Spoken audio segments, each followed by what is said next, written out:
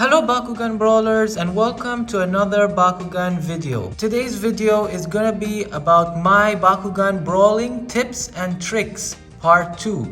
Like I've mentioned in my previous tips and tricks Bakugan video, I've promised you guys that I will be making a part 2 to this series. And like my previous video, I also encourage everyone to carry support pieces, and even if you have some Bakunanos, as they can help you in certain situations during a battle. Also, these are my own personal brawling tips and tricks that I've learned over the past 17 years of playing Bakugan. So without further ado, let's get straight into the video.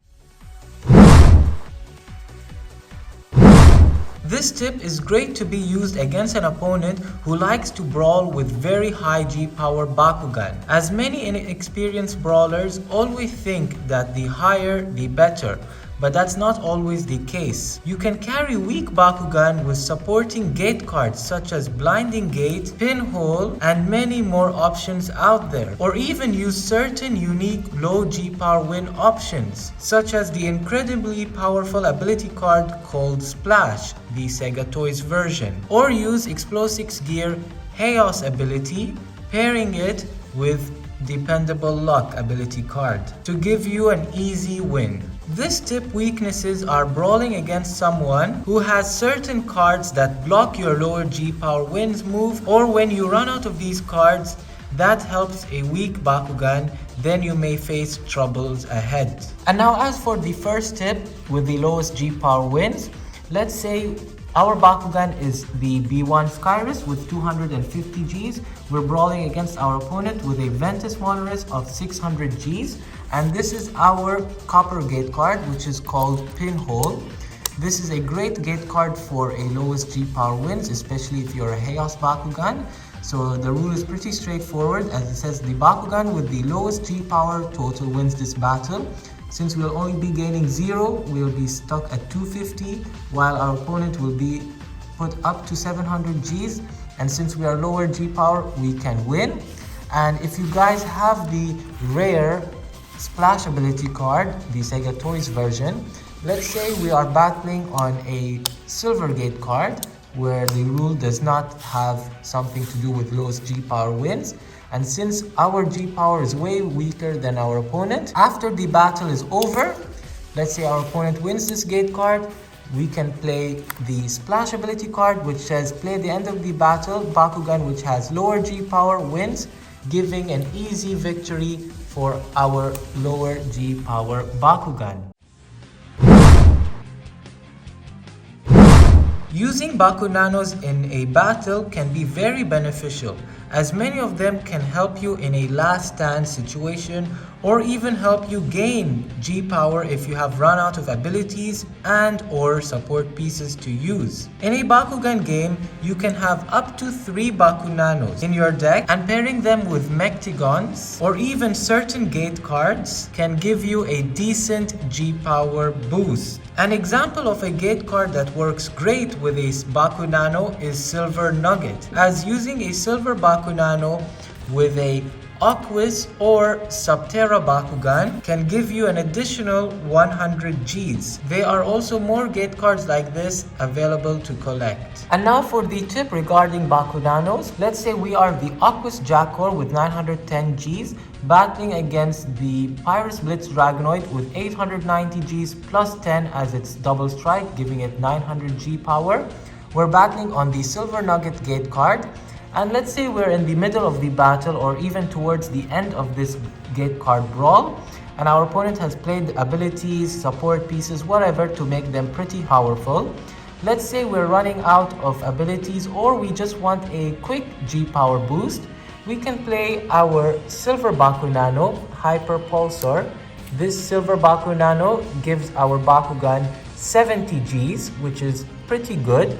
But since we are a Aquis Bakugan and we have a Silver Bakunano, our Bakugan will be gaining plus 100 G power thanks to the Silver Nugget gate card, giving us a total of 170 Gs just by playing one Silver Bakunano. This tip is very straightforward, however it comes with great skills behind. which can help you win gate cards without even having to brawl.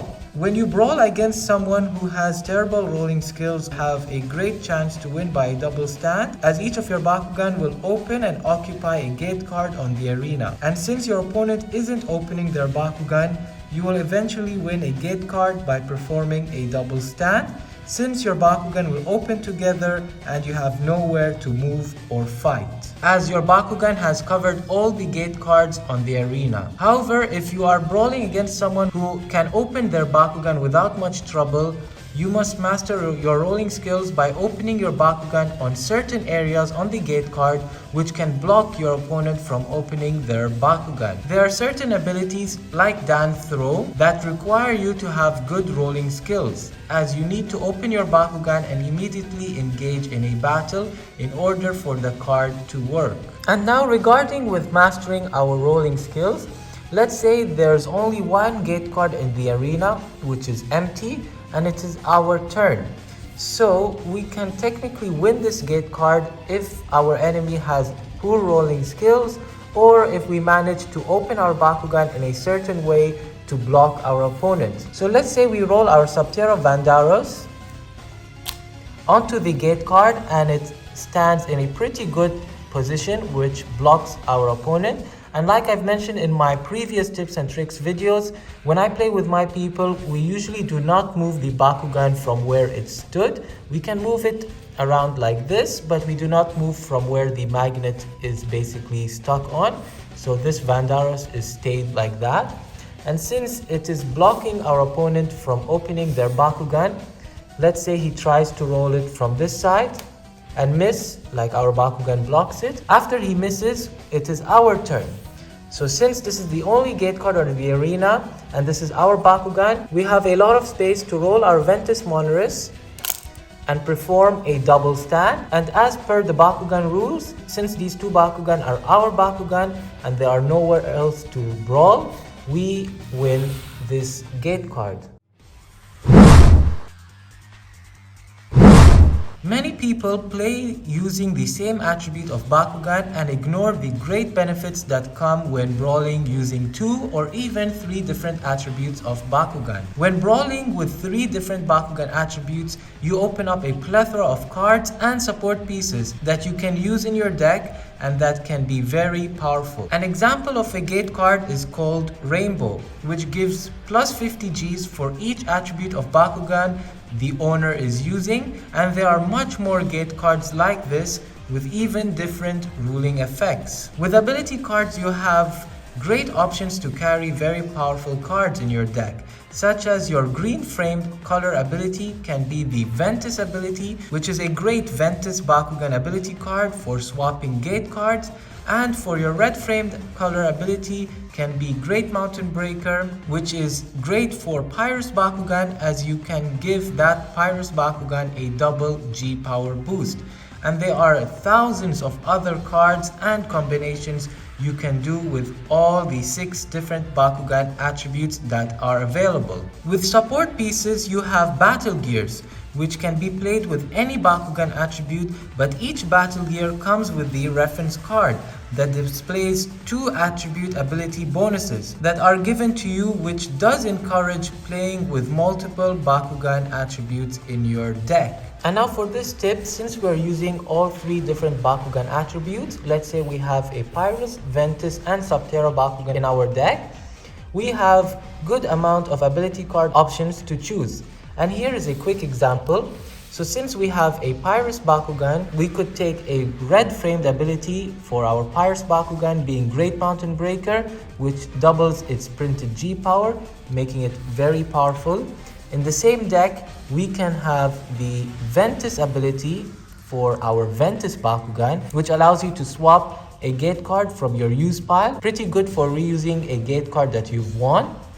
And since we have a Subterra in our deck, we can play the Dark Help ability, which is the Sega Toys version, as it says play during a battle, add G-Power based on its attribute, moreover get plus 250 if there's Subterra in your deck.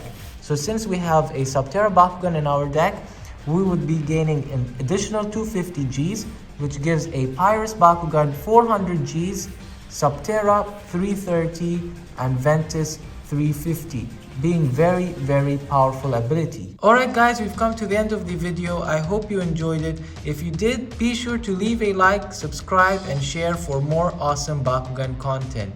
See you in the next Bakugan video.